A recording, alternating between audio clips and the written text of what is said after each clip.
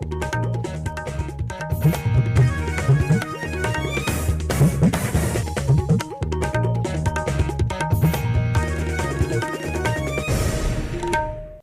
morning, this is All India Radio Kohima. The morning news read by Nobin Pradhan.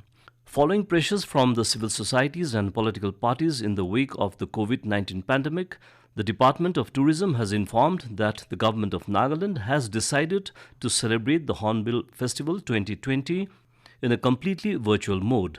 In the release, the Tourism Department informed that unlike the previous years, the Hornbill Festival this year would only be celebrated through various audiovisual media channels and social media platforms. The content for the same will be sourced from government archives. The Agriculture Production Commissioner APC Nagaland Y. Kikheto Sema along with Principal Secretary KD Vizo and a team of senior officers from various departments visited Boke Botsa under Chipobozu subdivision for spot verification of Naga Model Integrated Settled Farming yesterday.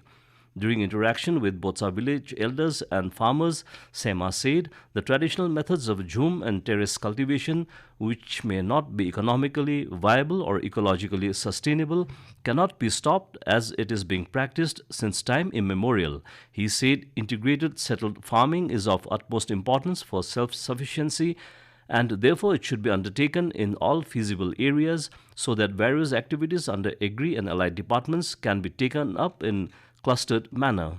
He said these would encourage educated unemployed youths and retired employees to go back to rural areas for undertaking settled farming by utilization of the land to its fullest potential for production in a sustainable manner. Thus, he said this Naga model integrated settled farming will turn into a business model and also pave a way for agro-ecotourism and also give avenue for migration of urban people back to the rural areas for their livelihood. He said that with this system of farming, the state can achieve self-sufficiency and discourage import of rice, vegetables, fish and meat products. The APC further appealed to the community that they should not depend on government alone but should also come forward and contribute their share for the success of the project. India's workhorse rocket PSLV C-49 has successfully launched India's latest Earth observation satellite EOS-01 and placed it into its intended orbit yesterday. In a copybook-style mission, the launch vehicle also put 9 other customer satellites into space.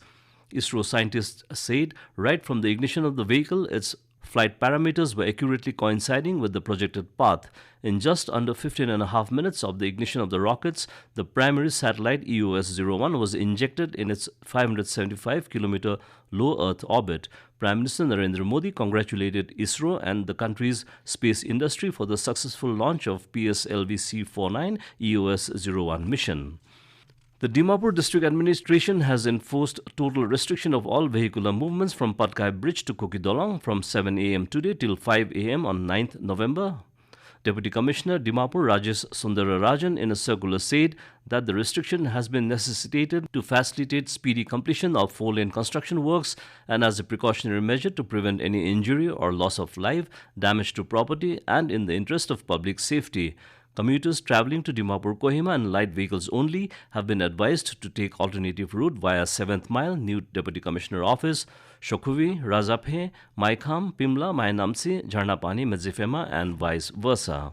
In Bihar, the third and final phase of assembly elections passed off peacefully amidst tight security arrangements. Voter turnout of 57.91% was recorded in the third and final phase of assembly elections in Bihar, for which polling was held yesterday.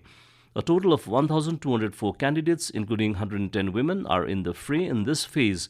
COVID protocols were strictly followed during the conduct of the polls.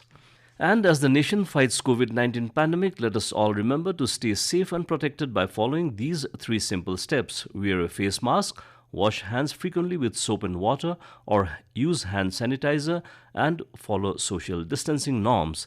And with that, we come to the end of the morning news. Have a nice day.